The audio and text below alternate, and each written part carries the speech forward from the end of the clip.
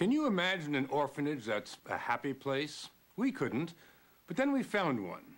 The kids don't arrive here smiling. Like orphans all over the world, they've been abandoned. They're hungry, sad, and desperate. But after a few years, they're healthy, well-fed, and, well, happy. The orphanage is in Kenya, outside Nairobi, and we might as well tell you now, it's an orphanage for elephants. They've been orphaned because their parents, their mothers mainly, have died, or more likely been killed in the bush. Poachers kill large elephants for their ivory. A young elephant can only survive a day or two without milk. So the orphanage's first job is to find the orphans, fly them to the orphanage, and before anything else, feed them. The principal of the orphanage, the principal, headmistress, head nurse, and CEO, is Dame Daphne Sheldrick. She founded the place, has been working with elephants for 50 years. This is little Seguta. This is the one that was in a coma when she arrived. Was on a drip for 24 hours. We never thought she'd be alive in the morning, so she's our little miracle, this one. But Daphne's problem is that she's caring for too many miracles. Poachers are killing more and more elephants for their tusks, creating more and more orphans. There's a record number of orphans here right now because, Daphne says, the sale of ivory has been legalized for the first time in 10 years. A few African countries have been given the right to sell their ivory stockpiles, more than 100 tons of tusks, to China and Japan. And conservationists point out this is yet another blow to Africa's elephants. Do you see any correlation between the decision to auction off the ivory and the number of orphans? We do. Every time ivory is auctioned legally, there's a rise in poaching. And we also see the correlation in the price that's paid to the poacher for illegal ivory. Is the price going up? It's gone from 300 shillings a kilo to 5,000. That's about $1,000 a tusk. And in Kenya, the number of elephants killed by poachers has increased by 45% this year alone. A rather amazing rise, isn't it? It is. It's a scary, frightening rise. Poachers were behind the death of this elephant. Her trunk was caught in one of their snares, and she had no way of feeding herself or her 6-week-old baby boy. He just couldn't accept the fact that his mother was dead, so he continued trying to suckle. Eventually, the keepers got him to drink their milk. They called him Shimba, and he was in such bad shape that nobody thought he would survive. But then he was brought to the orphanage, and things began going his way. He's 27 months old now, and is in very good shape. Very muscular, very strong, and he's beginning to grow tusks. He never stops eating. In fact, that's the first love of every orphan here, eating. The institution has a dining area, and that's not all. As we found out when we first dropped by here 3 years ago, it has everything you'd want in an orphanage. Dormitories, each orphan has a private room, a communal bath, and a playground. The regimen at the orphanage is anything but Dickensian.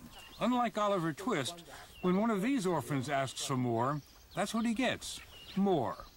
Ultimately, Daphne finds elephants more sympathetic than people. What is the most extraordinary thing you have learned about elephants? Their tremendous capacity for caring is, I think, perhaps the most amazing thing about them, even at a very, very young age. Their sort of forgiveness, unselfishness. So, you know, I often say, as I think I've said before, they have all the best attributes of us humans and not very many of the bad. Just about the best people you've ever met are the gentlemen who work here. Keepers, they're called, and they have extraordinary jobs. There is one keeper per elephant. He'll spend 24 hours a day with his charge, 7 days a week. A keeper feeds his elephant every 3 hours, day and night, just like Mom would. He keeps his elephant warm, not like Mom would, but with a blanket.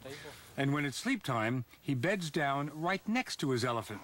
If he leaves, if ever so briefly, the baby wakes up and broadcasts his displeasure. The keepers are rotated now and then so that no elephant gets too terribly attached to any one of them.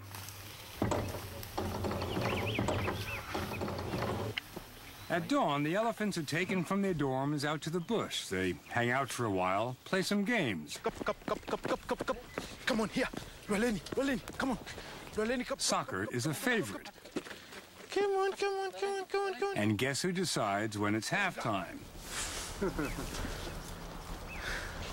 The days are pretty much the same here, but on Fridays, the orphanage becomes a spa. You want to rub her down? Go on, rub her down. The keepers give the elephants a coconut oil massage. We can't do exactly what the mother can do, but we do something close to that. You're a surrogate mother. Yes, yes. Edwin Lucici is the head of the keepers. He is the chief elephant man. This one here is Lualeni. Lualeni is the oldest female we have, 16 months as well. The tiny one here is Makena. Right. Always want to be close with Lualeni. Yes, well, they always want to be close to each other and to you, don't they? I'm afraid this interview with Edmund is getting rudely interrupted. Yes. But there's really not that much to do. They may be little, they may be orphans, but trust me, they're not as little as they look. In fact, I feel like I'm in an elephant sandwich. Yes, you are. Perhaps the problem was we had not been properly introduced. There is a protocol to meeting an elephant. He will offer up his trunk and he expects you to blow in it. That way, he will remember your scent forever. You will never be strangers again. The little baby's been captured. The orphanage gets distress calls from all over Kenya, from all over East Africa, that a baby elephant is on his own, often because his mother has been killed by a poacher. It is then a matter of great urgency. An orphaned elephant can only survive a few days without his mother. The baby elephant is loaded onto a plane and flown back to Daphne Sheldrick's orphanage outside Nairobi, where he'll stay until he's strong enough to go back into the bush. Dame Daphne has been running the orphanage for almost 30 years. She was born and raised in Kenya and married David Sheldrick, Africa's leading crusader against poaching. When he died in 1977, she founded the David Sheldrick Wildlife Trust. Daphne saw her mission as saving as many elephants as possible, but she has never permitted herself too much hope. That's because she loses half the elephants that arrive here, some from pneumonia, some from trauma.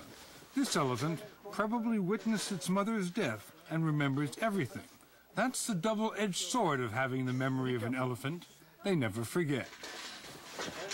You know, he's still grieving for his elephant family. He's in shock. He's distressed. Do you believe a baby elephant can die of grief? Oh, yes, I know it can. They're terribly, terribly fragile. You've got to try and turn the psyche round, duplicating what that elephant would have had in an elephant family, touching them, talking to him gently. In other words, love. Tender, loving care. TLC and a lot of it. Daphne and the keepers may run this place officially, but it's the elephants who are really in charge. For example, when a new keeper is hired, he's on probation for 3 months. Then, if the elephants like him, he's got a job. If not, he's out. What do you try to teach them? Well, we have to teach them not to be naughty, not to push around with the others, to obey one another, just like you have to do to your children, your own children, to respect the others. And the keepers teach the elephants how to be elephants. There are wild elephant things these kids don't know how to do. Mother wasn't around to teach them. Things like covering themselves in dust to prevent sunburn. The keepers do it with shovels until the elephants pick it up themselves. The orphanage has an infirmary, and the doctor has a call to make. One of the elephants is not doing well at all. He's been on antibiotics for 2 days now, but he can barely breathe. All this froth that's coming out of his trunk has got to be pulmonary edema. His room looks like an intensive care unit. The doctor, Daphne, and the keepers don't leave him for a minute. They do everything they can, but it's not enough. By dawn, he is dead. How do you manage going through this all the time?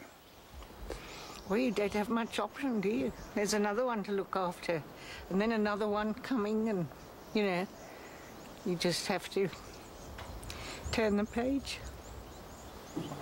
And you get attached But I'm after not one. very good at it. And you're not going to get any better, are you? No.